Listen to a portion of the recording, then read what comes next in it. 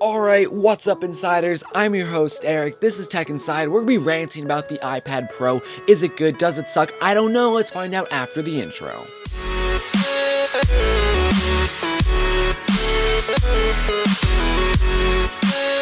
For a long time now, we've been hearing about a possible iPad Pro that's going to be bigger than any other iPad, that maybe is going to be running like OS X, a full operating system, an iPad that's going to be really productive and great for professionals, blah blah blah blah. September of 2015, Apple finally announced the iPad Pro.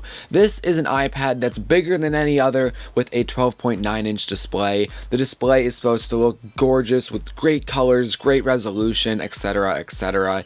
The iPad is what you would expect. It comes in silver, space gray, and gold. It's going to be very thin, which is, again, what you expect from any other iPad. This iPad Pro is going to have an A9X processor, which is supposed to be very fast, 64-bit architecture. It should be pretty decent on the CPU and GPU side.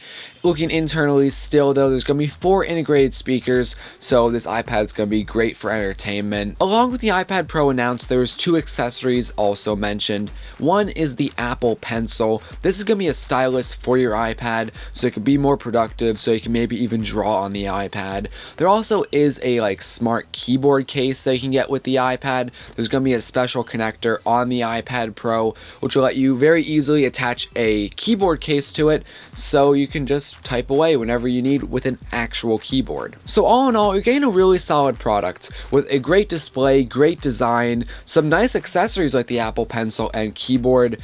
But wait, this is running iOS 9. That's not a full operating system. And that's probably its biggest downfall. Don't get me wrong, this iPad's gonna be great for media consumption, for watching movies, watching YouTube videos. Probably it's gonna be pretty decent for playing games and all that. But what about productivity? Because isn't the iPad Pro supposed to be for productivity? If you take a look at the iPad Pro on Apple's website, you see that Apple's marketing this as, hey, this is a really killer iPad with great performance, but then you look at its actual capabilities. It's saying, yeah, it can do video editing. It's using iMovie, which is a piece of crap editor compared to all the other editors out there. At least have Final Cut on the iPad. I know people bash Final Cut and all that. Final Cut's honestly the editor that I mostly use, but it's a very capable piece of software. And why has Apple not pushed it to be on the iPad in some way, shape, or form? But now let's cover photos. What good photo editors are out there? And in fact, photos, actually, there are a decent amount of photo editors. And in fact, Adobe's really pushing for photos with their Lightroom app, for a new Photoshop Fix app. They're really pushing the game, I feel, with the current devices. Even with my standard iPad right now. I feel like they really need to push the game now, even more so with the iPad Pro. And I think Adobe is slowly getting into that realm. Adobe is trying to push their apps, but I don't think Apple is. Still going off of video editing and photo editing though, even if Apple comes out with better editing programs, even if other companies come out with better video editing programs, we then have issues with the actual files. Photos aren't too bad. Photos, you can plug in your camera SD card to the iPad with the camera connection kit and start downloading photos to your iPad, and that's usually, again, not too bad.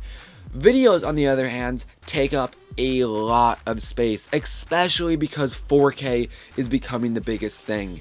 And because of that, you need more storage on the iPad, and the biggest iPad you can get is 128 gigabytes, and it's a lot of money for that. So really that shows you, even if you have the power on your iPad Pro and the apps to do video editing and whatnot, we don't have the storage for it or the ability to share files easily, which is a huge problem. But now let's take a look at Apple's accessories. Sure, there's the keyboard for the iPad Pro. This will make it somewhat of a laptop, so that's fine, whatever.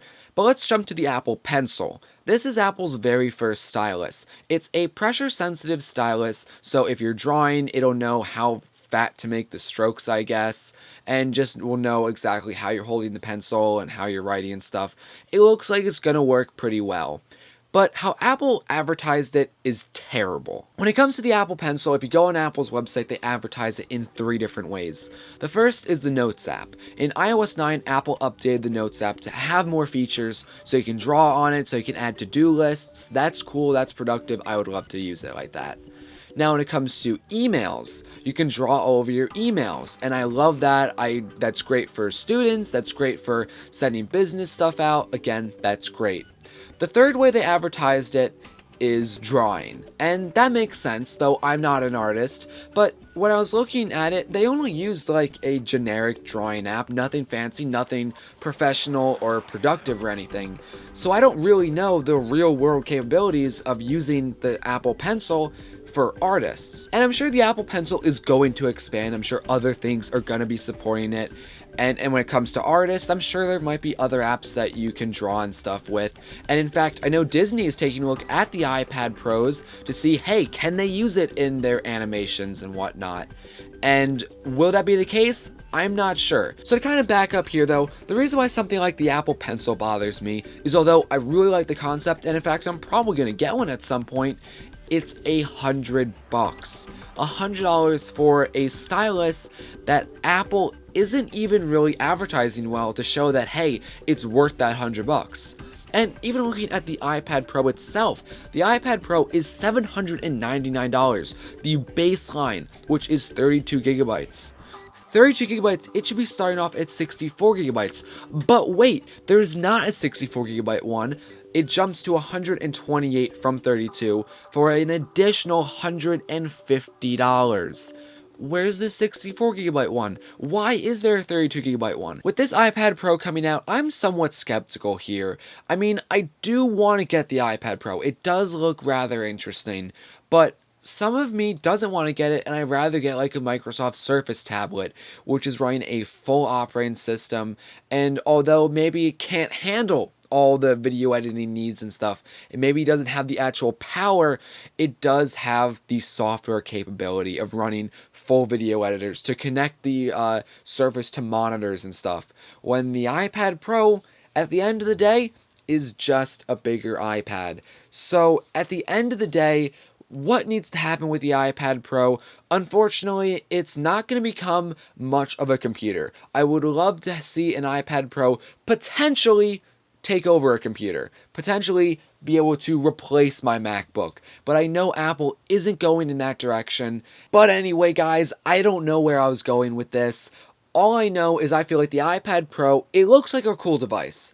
It's overpriced, it's not productive enough from what I see, and I wish there's a lot more to it. I wish it was more of a computer than it actually is. I wish iOS was closer to OS X El Capitan, but unfortunately it's not, and unfortunately Apple might never do that. I don't know, we'll have to see. But guys, let me know in the comment section below, what do you guys think? Do you like the iPad Pro? Are you going to be getting it? I think it's a great device. I think it has potential. It just needs some work, especially in the app department. If developers start making better apps for it and stuff, or maybe if Apple brings it closer to an actual computer, maybe it'll be worth it. But let me know down below, again, what do you guys think? Will you be getting it, etc., etc.? In all reality, if I have the money, I might be getting it, which completely ruins me saying that I'm mad about it, but I don't know. Anyway, guys, that's the video for today. If you have any questions, comments, concerns, leave them in the comment section below. Anyway, guys, my name is Eric, this is Tech Inside, and I'll see you in another video. Hopefully, I'm not ranting in the next video. Anyway, see ya.